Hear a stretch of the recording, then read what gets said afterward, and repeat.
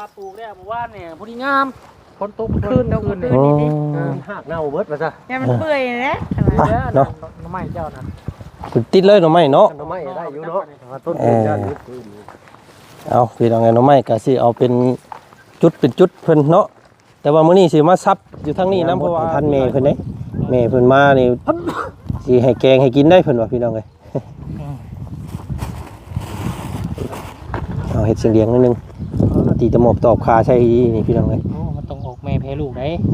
พอ สิเป็นปีใช่แล้วทำเอาได้เห็นบ่ดูคือบ่ก็ได้ซะเนาะ ต้องตะหมอบตอบคาให้เป็นน้ำไม้ผูได้ต้องให้คือตัวแม่มันจังออกแม่แพ้ลูกโอ้เนาะเทคนิคเราบ่คือกันได้คนเฮานี่ก็ได้พี่น้องเอ้ยมีของดีกับบ่บอกกันตัวนี่เนาะเนาะคือสิคักอยู่ตัวนี้มันดึกนี่พี่น้องมือซุ่มมือเย็นเฮ็ดให้อยู่เย็นเป็นสุขได้บ่ได้เด้เป็นลุงเพิ่นต้องนำเพิ่นได้พี่น้องเอ้ยเกี่ยวข้าวนี่เห็นหมดเลยเราจะได้สิแห้งได้สิเหี่ยวแนวเกี่ยวข้าวนี่ลองมาเบิ่งเนาะโอ้ไปใส่บ่ได้เบิดสำคัญอยู่ได้ตัวนี้เนาะ250,000เดี๋ยวมันเป็นยังมากครับชอบให้เชื่อมันตายมันยังได้ใช่ดูแลเต็มที่ตายก็ซื้อให้ไหมเบิ่งหาหมู่หาบอนเพิ่นก่อนเด้อพี่น้องเด้อมันปลูกเท่านาได้บ่ซะได้เฮ้ยอันนี้บ่เบิ่งก่อนเนาะยันมันหกเด้หาหมู่จุดดีๆก่อนกว่าตัวนี้บ่ได้ตัวนี้เนาะเอ้ายังน่ะบ่ก็จ้วงมากก่อนสิแต่ว่าให้พี่ๆเห็นนะเห็นบ่ยังไงนี่โอ้อยู่พอคนยังเรียนไล่อยู่เนาะมีได้แม่เด้อเนาะพอจะจากโรคภัยไข้เจ็บทางปวงกลับไปฮอดบ้านฮอดช่องเนาะฮอดบ้านฮอดเมืองเจ้าของกะให้อยู่เย็นเป็นสุขเด้อเดี๋ยวบัดในครอบในครัวด้วยแม่กับพ่อเด้อเนาะสาธุโอ้ยเนาะเอาสำหรับบ่าวจันก็คือกันได้พี่น้องไงเนาะบ่มีหยังตอบแทนแม่กับพ่อเพิ่นคือเก่าเนาะมื้อนี้ก็แม่พ่อเพิ่นเป็นเจ้าภาพทั้งหมดเลยว่าซั่นพี่น้องไงเพิ่นขอสนับสนุนการปลูกเอายังบาดนี้เฮ็ดเช็ดไปเขายังเฮ้ยนี่บาดนี่พอแล้วมั้ยเฮ็ดมีงอดจักเนาะใช่อันตรายเด้อนี่ไปเขาเฮ้ยมึงหั่นบีมันตายแล้วอ๋อมีงอดจักจังใส่บุ้งได้โมเมนต์บุ้ง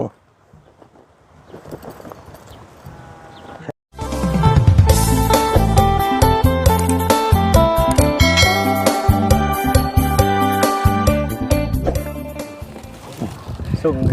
เขาก็ทีคนจำว่าเอาเลี้ยงมันอีกก่อนโอ้มีหมากเลยนี่เอาเกี่ยวมาไหมนี่โอ้ยซื้อตัวเป็นหมากมาโดดเลยมือนี่มาไปว่าการเซ็ตจอนละชอบกินเลยเนาะอันนี้ผักกีหุ้ม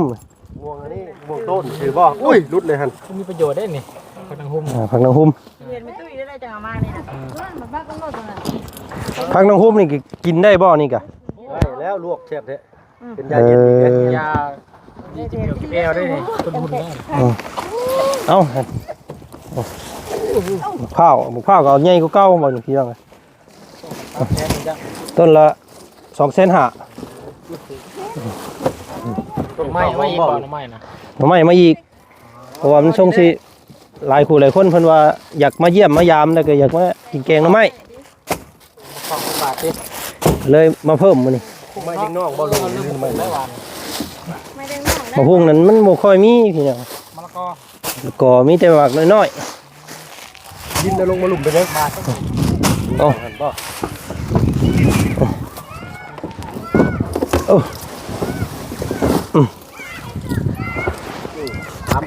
ต้นแล้วก็มักเขียบพลังน้ำมือนี่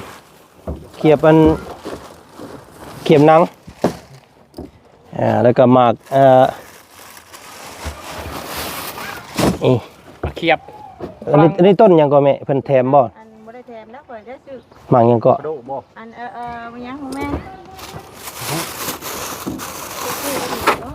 นี่นะบ่ชมพู่ละเมื่อบุญน่ะอันแต่ตัวนี้นะตัวมือเจ้านะหมากน้ำมดบ่หมากน้ำมดไทยป่ะ เอาพี่น้องเลยมื้อนี้ก็พากันไปคนเอานี่คือเก่ามื้อนี้พี่น้องเลยเนาะก็ก่อนอื่นเด้อ ทักทายสบายดีเนาะสบายดีเพื่อนพี่น้องบัดสุขุสุขคนเอาพี่น้องเลยเนาะก็มื้อนี้เนาะพี่น้องเนาะก็มีทางเมเจดีพี่น้องเลยเนาะเพิ่นได้เกินไว้ตั้งแต่ว่าจันจกน้องแต่แรกๆพุ่นแหละพี่น้องเลยเนาะเมเพิ่นว่าอยากสนับสนุนเป็นทุนซื้อเบี้ยไม้พี่น้องเลยเนาะเพิ่นว่าโอ้ยว่าซั่นอยากให้ลูกปลูกไว้แหละพอได้มาขอกินเพิ่นว่าพี่น้องเลยเนาะก็ต้องขอมกขอบใจเนาะขอบคุญขอบคุณทางเมษาเนาะพี่น้องเนาะกับพ่อลำดวนเด้อเนาะขอบมกขอบใจขอบคุณแม่กับพ่อหลายๆพี่น้องเลยเนาะที่สนับสนุนให้ลูกๆซื้อเบี้ยไม้มื้อนี้พี่น้องเอ้ยเนาะเป็นต้นหมากม่วงหมากคุ้งหมากห้วยจัดมาเต็มคือเก่าพี่น้องเอ้ยมื้อนี้ก็ได้นี่เนาะบ่ว่าสิเป็นตัวหน่อไม้เนียงนอกนี่แหละพี่น้องเอ้ยเพราะว่ามันก่อบ่ใหญ่แล้วก็ฮดตลอดปีได้กินตลอดปีตัวนี้เนาะเพราะว่าไม้ซัมซุงไม้อันนั้นนั่นยอดใหญ่แต่ว่ามันหกเป็นแหนงเป็นอันนั้นลายตัวนั้นนะตัวนี้ก็เลยบ่ค่อยอยากเอามาปานใดเนาะเอาตัวนี้แหละพี่น้องเอ้ยพอครัวได้เพราะว่าแกงก็แซ่บว่าซั่นซะพี่น้องเอ้ยไปซะพุ่นแหละเนาะพากันคนเข้าในคือเก่าก่อนมื้อนี้พี่น้องเอ้ยคนน่ะก็สิมาพากันปลูกได้มื้อนี้พี่น้องเอ้ยปลูกให้มันแล้วเพราะว่าอีกมื้ออื่นมื้อฮื้อเพราะว่าปลูกแล้วเมื่อวานเนี่ยพอดีงามฝนตกคืนนี่หักเน่าเบิดว่าซะแกมันเปื่อยนะเนาะน้ำไม้เจ้านะติดเลยหน่อไม้เนาะหน่อไม้ได้อยู่เนาะต้นด้านนี้เอาพี่น้องไงหน่อไม้ก็สิเอาเป็นจุดเพิ่นเนาะแต่ว่ามื้อนี้สิมาซับอยู่ทางนี้นํเพราะว่ามีหลายคนเพิ่นคอมเมนต์มาว่ากันเจือนเพิ่นว่าพี่น้องเอ้ยดินเย็นกันดินซะได้แล้วเฮาต้องเอาอันนี้ปลูกไว้ว่าซั่นแม่นสิเอามาปลูกตามแจนี่แหละยังลมอยู่น้ำลายบ่ดูว่าได้บ่นี่พี่น้องก็สิปลูกอยู่นี่แจนึงแล้วก็สิปลูกคันแจนึงกิ้วแท้แล้วก็สิวงกลางเนี่ยอันนึงให้มันเป็น3ตอนะอยู่นี่พอได้กั้นแม่นพอได้กั้นนั้นไว้เนาะบ่อยากลองสีมือบ่เจ้าพอได้ขี้โม้ให้ลูกให้เต้าพังได้บ่เลยเนาะนี่ต้นอันว่ากอหน่อไม้การนี่เลยลูกกอหน่อไม้ข่อยนี่แล้วสินะเอาเพิ่งเลยอันนี้บ่ข่อยบ่เนี่ยโอ้เต็มจ้ะหลายคนเพิ่นบอกว่าคำพังเลิกเท่าไรแห้งดี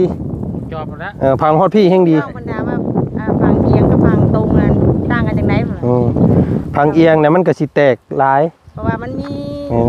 อันนี้เนาะขึ้นตามพังตรงมันสิขึ้นแต่ซำนี้มันสินานแตกกอเนาะถ้าเป็นไปได้นี่อยากปลูกไปที่เลยเพิ่นว่าน่ะเนาะมันก็พ่นขึ้นตามนี่เลยวิดแดดมันตายลุงเอาเทคนิคมันซะเอานี่3อันเลยนี่3ก๊ก3เคยแล้วกันมื้อนี้เอาเนาะอันนี้ของบ่บุญนี่ข่อยสิไปเอาดูแจพุ่นเคยบ่บุญอยู่นี่เคยล่าอยู่นี่เพราะเอาแบบคนเอาเป็นให้มันไกลๆกันแน่ให้มันเป็นมุมไผมุมมันนะเอาให้เพิ่นไปเอาเสียมเอาหยังมาก่อนโอ้ยฮักได้ตัวนี้เอา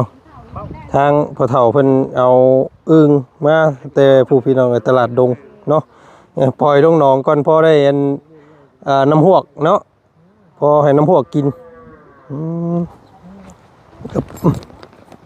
เด้อปุ๊บ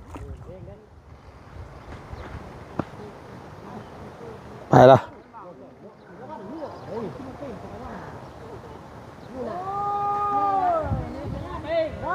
โอ้นี่แหละสารวัตรข่อยคนสารวัตรได้นี่ไปเอาคนมาให้เบิดก่อนจังปลูกคนนอนหมักม่วงหมักมันไว้ให้เบิดก่อนจังปลูกไป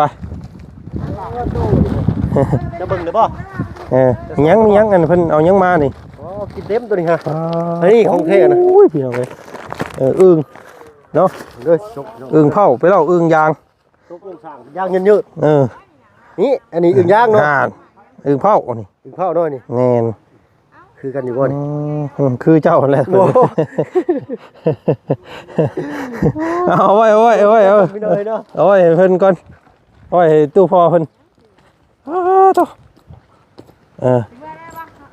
ปลูกย่านว่ามันนานได้กินหมาก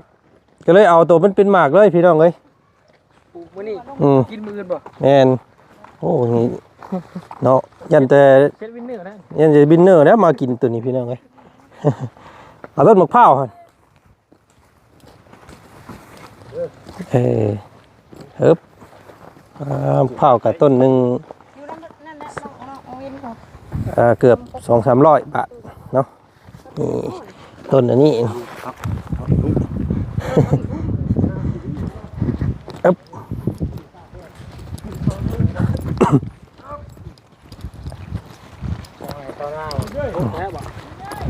ยังบ่หุ่มเพิ่มล็อกอันนี้ก็เลยพี่น้องไงต้นไม้เนาะเดี๋ยวเขาไปพบไปพ่อต้นไม้เบี้ยไม้ที่ว่ามันอันนั้นอีกก่อนสิมาเพิ่มอีกพี่น้องไงเนาะเพราะว่าอยากให้มันมีหลายสายพันธุ์อยากให้แบบว่าแนวแปลกๆหมากแบบว่าหาเบิ่งยากแน่นะพี่น้องไงเนาะเอาลองเบิ่ง ต่อพี่น้องไง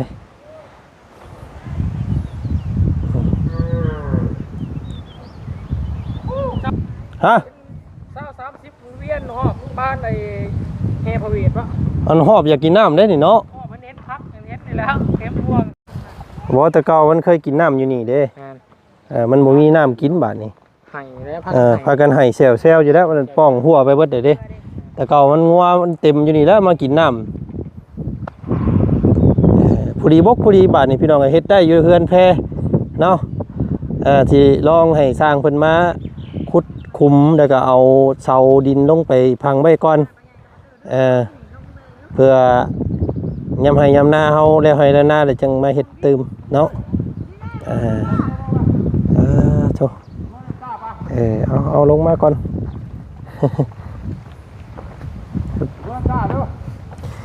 ดินนี่เพิ่นให้ใส่เสริมยังลุง ห้องพืช ของเพื่อ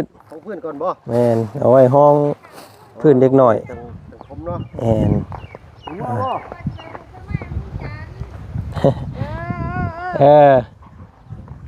เอาปลูกต้นไม้น้ำพ่อก่อนก็ได้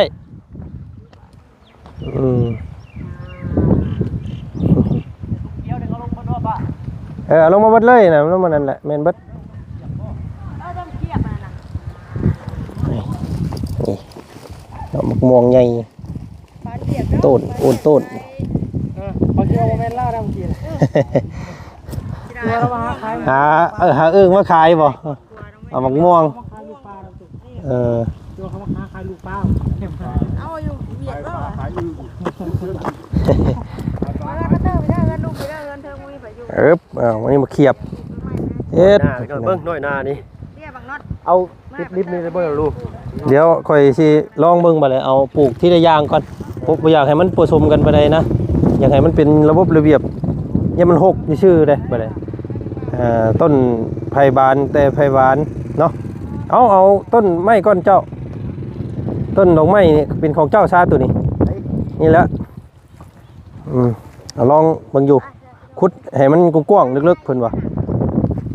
หมู่นั่นแหละอันนี้มะพร้าวน้ำหอมพี่น้องมะพร้าวเตี้ยเนาะเพิ่นว่า ผักน่าใส่เกลือ เอาหยัวอันเคยล่ามาประลองสีมือก่อนมื้อนี้พี่น้องเอ้ยบ่แม่นประลองได้นี่เนาะปลูกก็ได้กินดีๆได้พี่น้องเอ้ยพอได้รุ่นลูกรุ่นหลานได้เบิ่ง บ่ได้ขี้หมูไว้ด้วยเวลาเบิ่งเนาะ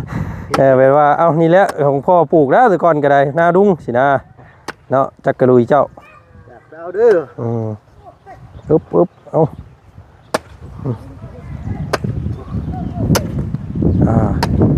อึ๊บเอาลงรถเติบเพราะดินมันยังรวมยังม่วมอยู่พี่น้องยังบ่เจ็บปานใดปกติแล้วนี่ถ้าอีกปีหน้าปีฮื้อนี่มันสิต่ำกว่านี้คันภายนี่เนาะเพราะว่าเพิ่นบ่ได้เหยียบให้เด้เอาเนาะคือคนเห็นหน้าอยู่ได้เนาะลายละหันก็ได้พี่น้องเลยเอา พังลึกแห้งอันนั้นเพิ่นว่าเนาะแห้งปรุงไว้ ให้อุ่นไม่ให้ร้อนเนาะ เอาพุ่นน้อยหนึงลงก่อนเดี๋ยวจังเอาตัวนี้ลงบาดนี่ของเคยละตัวนี้เพียงเลยพอก่อนเนาะเดี๋ยวจะพกเทิงอีกมาดิ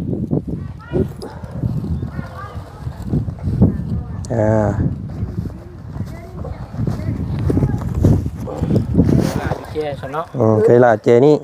เคยกลางอยู่มุมกลางนี่เจ้า เด้อนี่แหละสิได้ขึ้นหลายๆเนี่ย เอา เฮ้ยคือบ่ยัง บ่ได้มีหยังบ่ คนนี้มียังบ่วิชา โอ้ยมึงต้องปลูกมือกันค้านกินนกๆกับเพิ่นว่า คานหมากลกนาบ่ แม่น พุทธมีมาลาบ่เศร้าพหัสหมากแต่เข้าถึงปลายสุกหมากงามหลายงามยิงเสามีกันกิ่งลำงามทิศเครือยังฮีบ่มั่วจันเป็นพวกหมากลกนาคานมีมาลาบ่เศร้า เล่นมา เอ้ คาด ยกินเต็ม คาดสองเสือเนาะ มันบ่ซ้ำกันเลยบ่จันเครือยังฮีบ่มั่วคานเป็นพวกหมากลกนา มันขี้งาม พุทธมีเวลาบ่เศร้าพหัสหมากแต่เข้าถึงปลายสุกหมากสุกหลายยำยิงเสามีกันกิ่งงามๆ นั่นน่ะดินส้ม วันอาทิตย์นี้หมากสุกหลายงามยิงเด้ออาทิตย์นี้เด้อ มันก็สิเป็นหมาอื่นนี่แหละ เอา แน่นๆ ปึ๊บ บ่ เอาเหยียบรถเอาอยู่ประมาณกลางเด้ออยู่กลางเอานี่ปกเทิงบาดนี่เอาน้ำพด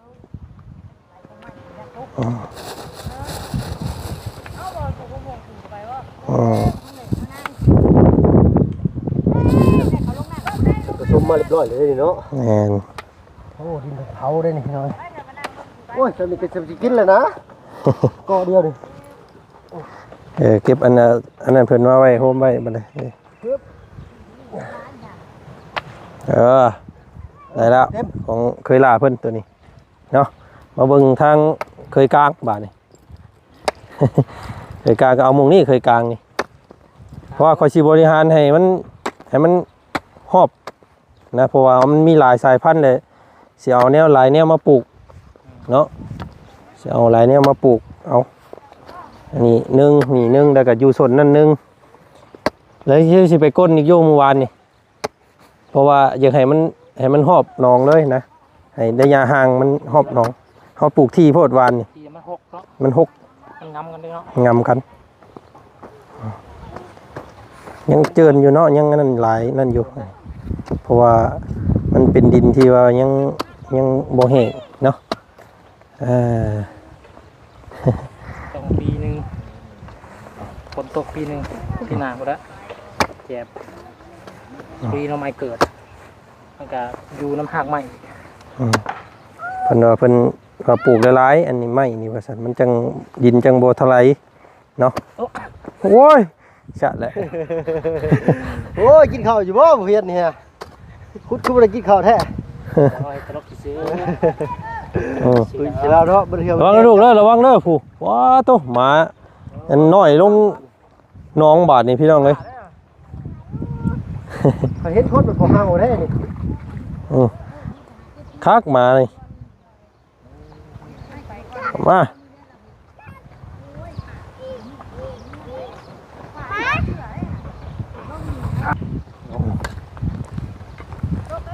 อันนี้ของบ่าวบุญเพิ่นตัวนี้พี่น้องเลยเนาะก็ต้องขอขอบใจทั้ง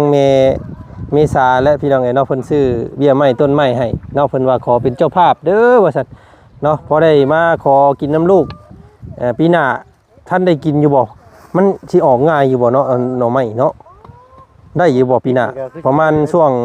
เดือน4เดือน5ปีหน้านะ ได้อยู่ครับพี่นาน เอาปลูกสัตว์พี่น้องไงพยายามฮดให้ท่านเมย์เพิ่นได้เมย์เพิ่นมานี่สิให้แกงให้กินได้เพิ่นว่าพี่น้องไง เอาเห็ดเสียงเลี้ยงนิดนึงตีตะหมอบตอบคาใช่นี่พี่น้องไง โอ้มันต้องออกแม่แพ้ลูกได้ อ ว่าจะเป็นปีใช่แล้วนะทำเอาได้ เห็นบ่ดูคือบ่บอกกันได้ซะเนาะ ต้องตะหมอบตอบคาให้ โอ้เนาะ เป็นทำไมผูได้ ต้องให้คือตัวเมย์มันจังออกเมย์แพ้ลูกโอ้เนาะเทคนิคเราบ่คือกันได้คนเฮานี่ก็ได้พี่น้องไง มีของดีกับบ่บอกกันตัวนี่ อื เนาะ เด้อเนาะ คือสิคักอยู่ตัวนี้มันดึกนี่พี่น้อง มือซุ่มมือเย็นเฮ็ดให้อยู่เย็นเป็นสุขได้เนาะคนปลูกคนพังก็ได้คนที่เอามาให้มาปลูกก็อยู่เย็นเป็นสุขคือกันปลูกแล้วออกแม่ให้ลูกแตกนอกแตกแหนงแล้วบาด บ่ดินน่ะ เอาดินนั้นใส่ก่อน คนพาไปว่าเนาะ ผู้เพิ่นชื่อต้นไม้ต้นตอกให้ก็ให้ อยู่ดี มีแห้งเนาะให้อายุมันคนยืนคือต้นไม้ต้นตอกนี่แหละพี่น้องเอ้ยเนาะต้นไม้นี่ยังบ่ค่อยเห็นตายง่ายได้พี่น้องเอ้ยเนาะตัวชวนลายนี่หลายพันปีได้พี่น้องเอ้ยต้นไม้นี่อายุยืนสุดแหละพี่น้องเอ้ย ปึ๊บค่อยสิแมงหลายนอหลายกว่ากันเนาะบ่สู้ค่อยก้านบ่ของโอ้โหก็ทำนี่ให้แล้วบาด การเอาอันนั้นปกเทิงเพิ่นบาทนี่พี่น้องเอ้ยแล้วจังเอาน้ำมาฮดเนาะดีต้นละถุงพี่น้องเอ้ยอันเราพุ่นเพิ่นเนาะใส่แตงตัวนี้โอเคงามเนาะของเราเนาะคือรถเนาะเอาบาทนี้พี่น้องเอ้ยพอจันบาทนี้เนาะเคยกกเพิ่น ลุงมาบ่ ของดีตัวจะให้ ได้ให้ขุดให้เด้เพิ่นขุดเองเด้ตัวนี้ข่อยเอามุมนี้รถข่อย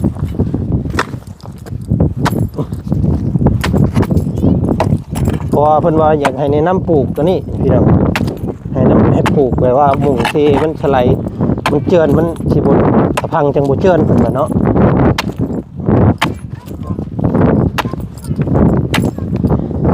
ทุบ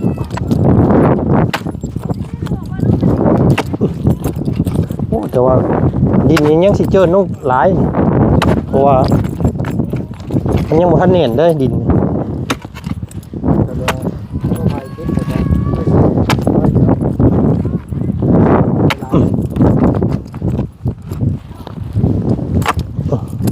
ตัวนี้ต้องให้มันแตกละลายเนาะจะได้แตกละลายเพื่อให้ที่เพิ่นจับดินอยู่ มาพี่น้อง เจือนเพื่อต้องฟังเซ่เด้ต้องฟังเซ่นะครับ จะห่างแต่บ่ให้ห่างคือกระท่อบ่ เจือนเหมือนเจือนก็ต้องฟังนั่นแหละนา เอ้ามื้อนี้วันหยังก่อนมื้อนี้วันอาทิตย์ วันอาทิตย์ได้ อาทิตย์นี้ ทิศจริงแตกไปเนาะ ห่างเหงาหูดีบ่ ติดกิ่งเด็กไป ติดกิ่งแตกไป ออกไปได้เลยเนาะ งาออกบอกมากออกลูกออกแล้วบาดเลย เนาะ คือสิได้อยู่เนาะซำนี้เนาะ สิบ่ต้านลมบ่ลุง มันลอง เพราะว่าลมช่วงนี้มันสิมาทางใต้เพราะว่าหน้าพลนี่สิมาทางใต้ได้ได้อยู่เนาะซำนี้เนาะพี่น้องเอาเด้อจะให้อายเคยล่าเคยกลางเพิ่นได้เนาะให้งามให้ออกกอออกพุ่งได้พี่น้องเอ้ย บ่ได้เด้เป็นลุงเพิ่นต้องนำเพิ่นได้พี่น้องเอ้ย เกี่ยวเข่าเย็นพ้นรถเราจะได้สีแห้งได้สีเหี่ยว แนวเกี่ยวเข้านี่ลองมาเบิ่งเนาะ โอ้ไปใส่บ่ได้เบิดจริงครับ มีแนวติให้มีแนวเว้าอีกแก โอ้เนาะไปสิใส่ไม้ก่อนเถอะ เอ้ยเห็นมีแนวเว้าย่านแต่เพิ่นบ่งามเอ้า เดี๋ยวมาใส่ไว้ว่าใส่จะอยู่ เข้ แล้ว มตาได้เกิดเข้มได้ เนาะเทคนิคของไผของมันได้ มันได้อย่างนี้ได้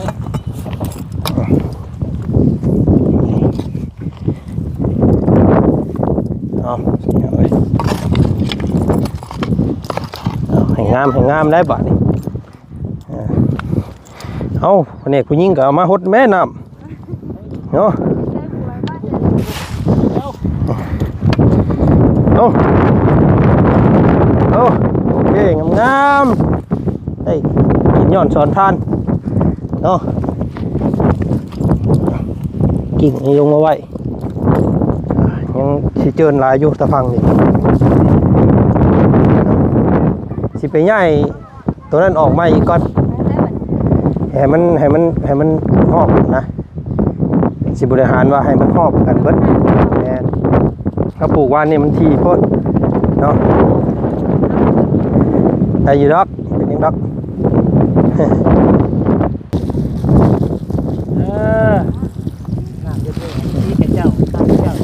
ตัว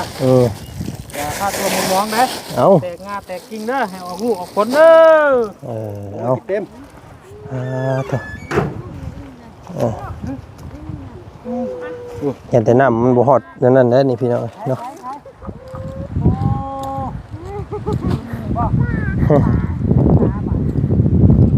พอคอยทีมอึ้งน้องตัวนึงได้วันเช้านี่เย้ยนายนะร้อยแล้วเล็งๆอยู่ทำไมมันมักน้ำทำไม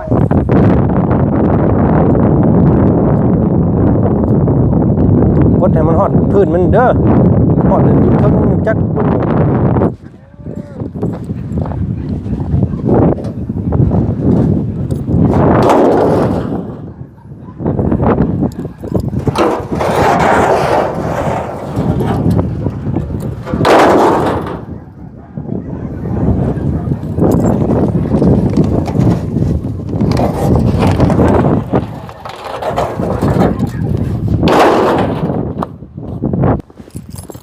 นางบนคักเลยเนาะจะไปตาปูวกุดบ่ ยังตาโปโหกุด มันก็บวก เพิ่นเฮ็ดยันบุ้งครับ นางคักนี่ นี่ได้เพิ่นว่าเนาะพี่น้องเนาะต้นไม้ต้นตอกนี่มันก็ต้องเฮาปลูกเนี่ยก็ต้องได้ส้นห่มส้นเงาพี่น้องในภายภาคหน้าต้นหมากอันนี้ก็อนาคตนี่อาจจะได้กินหมากเนาะหมากพวกลูกนานี่ก็โว้ซ้ำสิกินได้นี่พี่น้องเอ้ย ปลูกวันค้านบ่ต้นบ่มันจังเงินหมากนกหมากนา ว่าแล้ววันอาทิตย์นี่ก็สุดยอดได้แต่เก่าเพิ่นว่าได้เนาะการปลูกนี่มันศุกร์กับวันอาทิตย์เนาะวันค้าน3วันนี่แหละ วันค้าน มันลูกนาว่าซั่นพี่น้องเอ้ยเนาะ บางอย่างนี่ก็เป็นแต่ใหญ่ปลูกวันอังคาร ก็ออกร้ายเป็นข้อเพิ่นนี่ได้ วันอาทิตย์นี่คักแล้ว วันอาทิตย์นี่ถือว่าสุดยอดแล้วสุดยอด เขาปลูกเพื่อให้ญาติพี่น้องเนาะหรือว่าอ้ายน้องหมู่คู่มาเล่นมาเศร้าอยู่โฮมเด้หัวที่ถึงแล้ว โดย เขาสิโฮมเนาเลยกระตูซ้อมสักอันแล้วมันหยอดแถวนี้เนาะบ่มีบ่งจบเจือเนาะคือเมื่อวานเนี่ยโอ้แม่งมีพันสันเส้นเขานอนมิจะเลย ข่อยชื่อมาต้นหนึ่ง200,000กับ50,000พี่น้องเลย 250 แม่น เกือบ500ได้พี่น้องเลย แม่นเกือบ300-400กว่าบาท ซื้ออยู่ห่างมันก็หลายเนาะหาขายอยู่ เพราะว่าน้ำหอมเพิ่นน่ะฟ้าน้ำหอมตัวนี้ อันนี้ก็ปลูกไว้เลยบ่นี่ ว่าแล้วว่าสิเอาไว้ปลูกเลยแหละคำนั้นกลับไปเนาะ ปลูกได้บ่ เ ปลูกเที่ยคอยรับผิดชอบให้ก็ได้ตอนนี้เด้อเพราะว่ามันสำคัญอยู่ได้ตอนนี้เนาะ250,000เดี๋ยวมันเป็นอย่างมากความรับผิดชอบให้ ชื่อมันตายมันยังได้ใช่ ก็จะดูแลเต็มที่ตายก็ซื้อให้ไหม เบิ่งหาหมู่หาวอนเพิ่นก่อนเด้อสิพี่น้องเด้อมัน ปลูกเท่าหน้าได้บ่เท่าใด เฮ้ยอันนี้บ่เบิ่งก่อนเนาะยันมันหกเด้หาหมู่จุดดีๆก่อนกว่าตัวนี้บ่ได้ตัวนี้เนาะเอ้ามันยังน่ะ บ่คอยจ้วงมากคอยสิแต่ว่าให้พี่ๆเห็นนะ เห็นบ่ มันยังไงนี่โอ้อยู่พอคนยังเรียนไล่อยู่เนาะ ช่วงแล้วบ่นี่ฮะซื้อหันได้หันเก่าเมื่อวานนี่บ่ บ่หันใหม่เด้นี่ โอ้มันลืมเงินทอนแทนยังมื้อนี้บ่นี่ โอ้ มันคือโคตรใหญ่แท้นี่พี่น้องเอ้ย ตัวมันโอ้ตัวเงินตัวคำได้สิตัวนี้พี่น้องไอ้ต้นนี้เนาะ โอ้ยสาธุเด้อเนาะ โอ้หาขุดเลขขุดเบอร์แม่สิตัวนี้พี่น้องไอ้เนาะพาวให้โชค เห็นบ่ อ้ายมาเด้อพาวให้โชคได้นี่ พ่อให้โชคแล้วนี่ นี่มัดนัดหนึงเลยมีตุ้ยหัดเหรอโอ้บอกให้มาปลูกแต่ต้นบ่มาจัง นั่นแล้วบ่มีไผมาจอกมาใกล้เบิ่งนี่เพิ่นเอาเงินใช้นะนี่ มีบ่จักขุดเบิ่งอยู่ ห่านเอาจากมาอยู่แล้ว ทางมานำ นับอยู่หั่นมันเท่าไหร่ฮะ ขอนำก็ได้เสร็จเด้อเป็นเงินทางมาหันจากเนาะ โอ้ยยังแม่นเด้นี่จังได๋เราโทรมานำนี่เรียบร้อยเด้อนี่ได้ส่งคืนแล้วเด้ น้ำยาเนาะ1 2 3 เบิดบ่เนาะ 1 8 9 10 11 12 13 14 15 16 17 18 19 20 21 2ล้านเอ็ด 2 1ไป ปาดโทพี่น้องเอ้ย ชก ชอบมันได้ตัวนึงกัน โอ้ยเนาะเอาโมเมนต์โชคเป็นดาบหรอกพี่น้องเลย ชอบก็จะ โอ้ยคอยดีแหละป้อนไว้หั่น โอ้ย ใช่ เอาอีกแล้ว โอ้ย ว่า เอา เนาะ พี่น้องเลย โอ้ย นี่เงินจำนวน2 ล้าน1แสนกีบนี่พี่น้องเลยเนาะข้าวหอมได้ อั เนาะ นนี้เป็นเงินของทางเมษากับพอลำดวนเนาะเพิ่นว่าให้เจ้า100 ล้านละพี่น้องเอ้ยหรือว่า2 ล้าน1แสนกีบเด้อพี่น้องเด้อ เอา สาธุสาธุโอ้ย เก็บไว้เนาะไว้ใช้ไว้จ่ายในครอบในครัวหรือว่าเฮ็ดหยังก็แล้วแต่เจ้าเพิ่นว่าพี่น้องเอ้ยเนาะ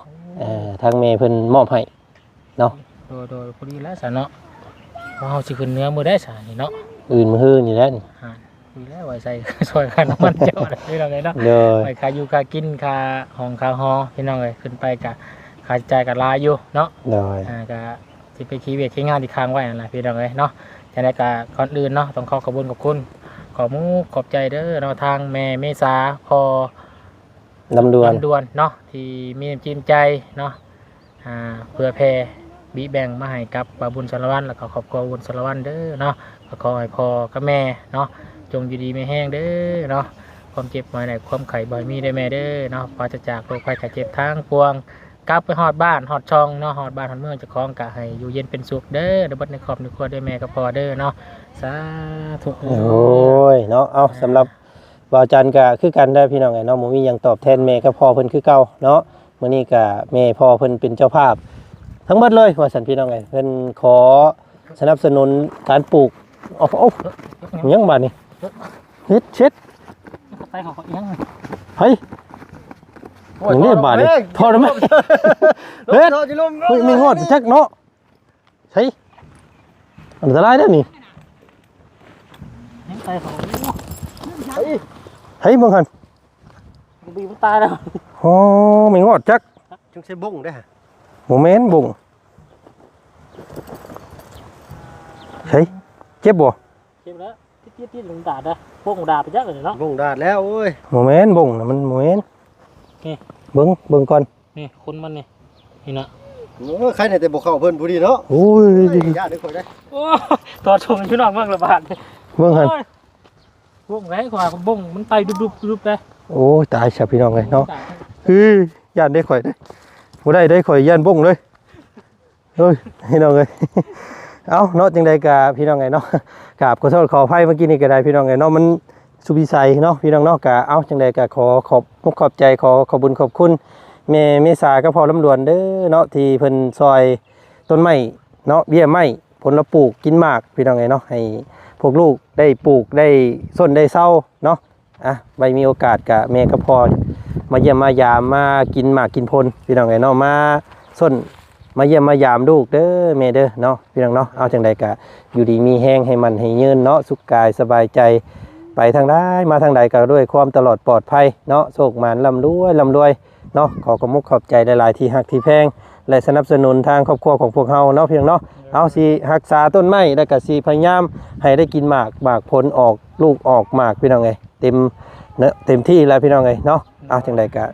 ขอบมุกขอบใจเด้อบทสุขุสุคนนำพี่น้องไงโชคหมานร่ำรวยสุขกายสบายใจมื้อนี้ทางบ่จันขอปลูกต้นไม้ต่อก่อนพี่น้องไงเนาะพอกันใหม่อีกคลิปหน้าคลิปนี้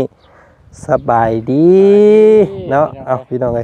โอ้ยได้โชคได้แก้ฮอดชงกดเชื่อให้เบิ่งเนาะโอ้ยพี่น้องเอ้ย